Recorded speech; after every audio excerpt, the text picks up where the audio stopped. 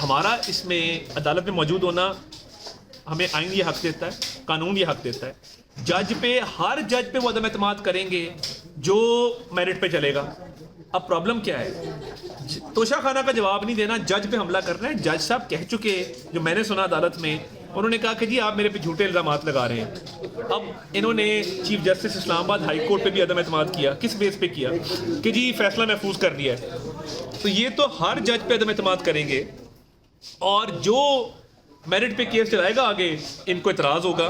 तो ये ताखीरी हरबे हैं, ये जज को अंडर प्रेशर करके। कल जो गालियाँ निकाली गई, पता नहीं कोई पंजोठा मैं कभी देखा नहीं, मेरी भी मतलब 16 साल हो गए हैं काला कोट पहने हुए, वो कोई नई बला आई है। वो कहीं कल जज को इशारे करके मैं ये कर दूंगा, वो कर दूंगा, वो मतलब एक नई मखलूक मैंने कल कोर्ट में देखी। कोई स्लिप कर रहा था, आके स्किड मार रहा था, कोई वो उस पर चढ़ गया कटहरे के ऊपर। बिल्कुल एक वहशत का माहौल था।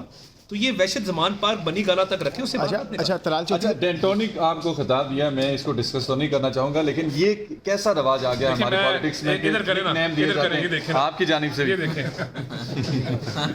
देखें आप इस पे खुश हैं? अच्छा है, ये वैसे आपकी तारीफ भी है, आपके दांतों की, अल्लाह ताला ने बड़े अच्छे दांत दिए हैं। ये देखें, आपकी तारीफ भी है ये देखें। Thank you. अच्छा तलाल चौधरी साहब, इमरान खान के वकील जब बाहर आए इस तमाम तर सूरत में, और उन्होंने पूरी मीडिया के सामने बात कही कि जो आप थे, अता तारड़ साहब थे, वो छुप गए थे या इमरान खान को देखकर वो कोने में चले गए थे या वो डर गए थे, उन्होंने ऐसी बातें की। इस पर क्या कहना चाहेंगे? मैं अपनी नशिस्त पे बैठा हुआ था और अगर वो चाहते थे कि मैं खान साहब के सामने आके खड़ा हो जाऊं और वहां पे धींगा मुश्ती हो, वो मैंने उनकी ख्वाहिश पूरी नहीं ना होने दी।